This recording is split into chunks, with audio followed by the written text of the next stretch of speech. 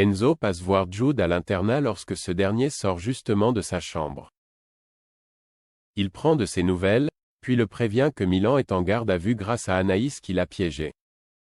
Les choses s'apaisent entre les deux garçons, si bien que Jude confie à Enzo qu'il s'est souvenu d'un détail: son agresseur lui a balancé des insultes homophobes pendant qu'il le frappait. Enzo retrouve ensuite Vic et Anaïs. Cette dernière leur répète ce que Milan lui a dit avant de monter dans la voiture de police, qu'il n'avait jamais frappé Jude. Enzo confie alors ses propres doutes. En effet, le frère de Milan est gay et il l'a toujours défendu. Cela ne colle pas avec les insultes homophobes que Jude a entendues. Dans le parc, Enzo tombe sur Rose, qui a appris grâce à la gendarmerie que Milan avait fait de la prison. Quand elle se rend compte que son protégé était au courant et ne lui a rien dit, elle le lui reproche.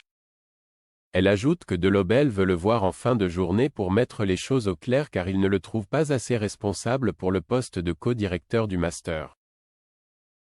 Dans un couloir, Enzo croise à nouveau Anaïs et s'excuse de lui avoir menti au sujet de Milan. Tous deux veulent toutefois savoir la vérité pour éviter que le jeune homme paye pour un crime qu'il n'a pas commis. Ils interrogent donc Listrak, qui a retrouvé Jude après son agression. Celle-ci se souvient que l'agresseur portait un sweat à capuche du club de rugby de Matteo. Enzo l'appelle immédiatement. Jude et Matteo retrouvent donc Enzo et Anaïs. Matteo n'arrive pas à croire que l'un de ses potes s'en soit pris à son petit ami.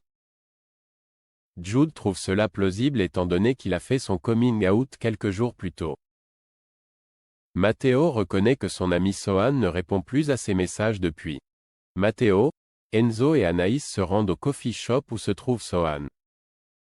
Matteo le confronte et celui-ci avoue rapidement avoir passé Jude à tabac après les avoir entendus les traiter de beauf. Il reproche ensuite à Matteo d'avoir changé depuis qu'il est en couple. Enzo, Anaïs et Matteo l'emmènent ensuite à la police afin d'innocenter Milan. De son côté, Vic reste à l'institut avec Hortense et lui confie son inquiétude. Elle est sans nouvelles de son petit ami, alors qu'ils ont rendez-vous dans 1 heure dans le bureau de Delobel. Hortense rassure sa sœur, certaine qu'Enzo va gérer la situation. Mais après avoir attendu une demi-heure, Delobel décrète qu'Enzo a laissé passer sa chance. Rose et Vic essayent de le retenir, tandis qu'Enzo arrive en retard en se justifiant. Mais Delobel ne veut rien entendre. Il décide de fermer le restaurant éphémère et de lui retirer le poste de co-direction du master. Pénélope lance les paris.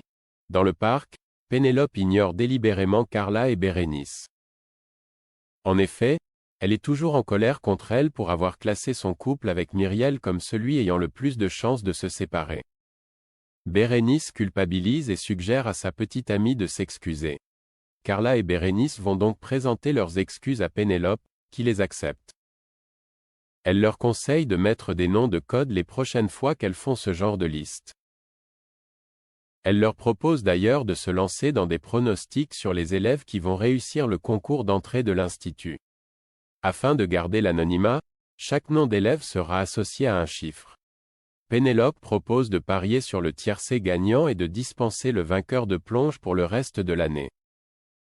Carla et Bérénice sont partantes. Zoé rate son concours blanc.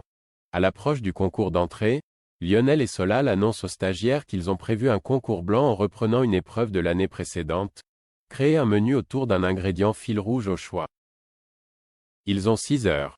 À l'économa, Matteo reçoit un appel d'Enzo et quitte l'épreuve en urgence. De son côté, malgré l'aide de Gary, Zoé peine à prendre des décisions rapidement. À l'amphithéâtre, tout le monde est en train de cuisiner, sauf Matteo et Zoé qui sont absents. Quand Lionel le remarque, il essaye de joindre sa sœur, en vain. Zoé revient une fois l'épreuve terminée. Son frère lui reproche d'avoir cédé à son incapacité à prendre des décisions. Mais Zoé lui révèle qu'elle s'est absentée parce que leur père a sollicité son aide après être tombé en panne dans les marais salants. Lionel compatit, puis propose à sa sœur de repasser le concours blanc le lendemain avec Matteo.